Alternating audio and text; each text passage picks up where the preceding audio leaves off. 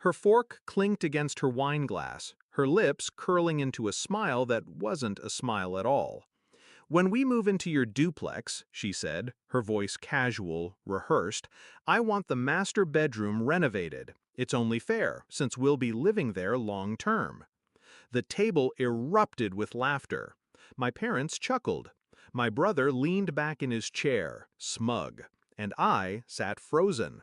Not from confusion, not from surprise, but from clarity.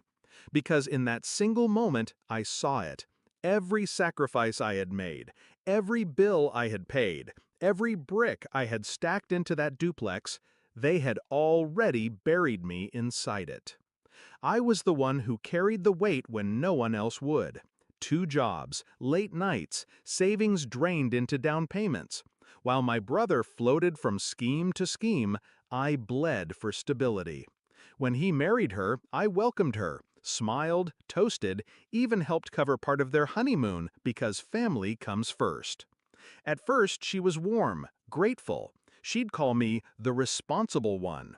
But soon the compliments sharpened. Little digs, dressed as jokes. "Of course you'd never understand spontaneity, you're too busy being the landlord." I brushed it off, until I couldn't. The duplex was mine, my name on the deed, my money in the walls. But little by little, I noticed her fingerprints all over it. My mother called one night, casual as anything. She was asking if you'd consider repainting the master. Neutral tones. She says it'll feel more like home. Not if, when. Later, I overheard my brother on the phone. "Yeah, we'll move in soon. Don't worry, she's soft. She won't say no." They weren't discussing possibilities. They were making plans. That dinner table comment wasn't a joke. It was a declaration. I didn't argue. I didn't correct them. I chewed my food, kept my face blank, and let them believe I was cornered. Inside, I began sharpening my silence into a blade. I knew how my family operated. Entitlement dressed as tradition. If I raised my voice, I'd be painted as ungrateful. If I fought, I'd be accused of dividing the family. So I planned. Quietly.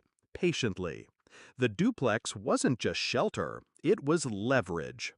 Step 1, I pulled every financial document into order. Deed copies, loan receipts, contractor invoices with my signature. Stamped, notarized proof that every inch of that duplex was mine. Step 2, I met with a lawyer.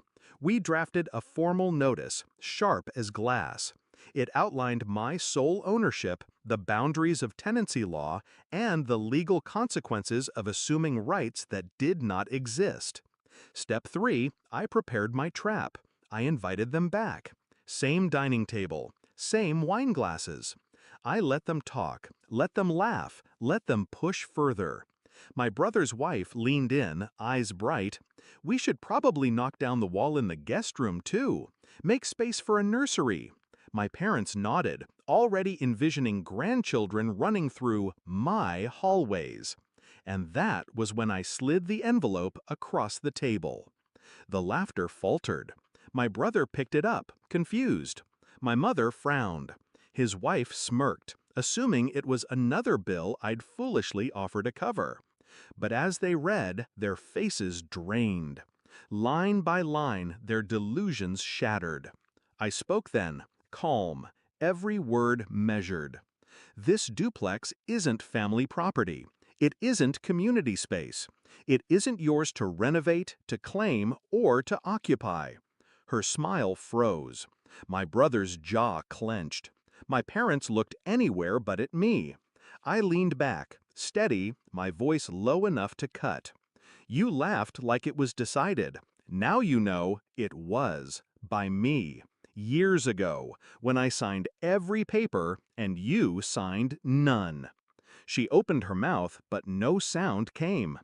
"Step foot inside uninvited," I continued, "and the law will greet you before I do." Silence swallowed the table whole. I gathered my papers, folded them neatly, and stood. For once, no one stopped me. No guilt, no manipulation. just their stunned faces, trapped in the wreckage of their own entitlement. That night, I unlocked my duplex and walked through each room alone. My hands brushed the walls I'd paid for. The air felt different, lighter, sharper, mine. I realized something then. Revenge isn't always about fire. Sometimes it's about taking back what was stolen in plain sight. Dignity, boundaries, respect. They thought I was too soft to fight, too loyal to draw a line. But they forgot. Silence can cut deeper than rage.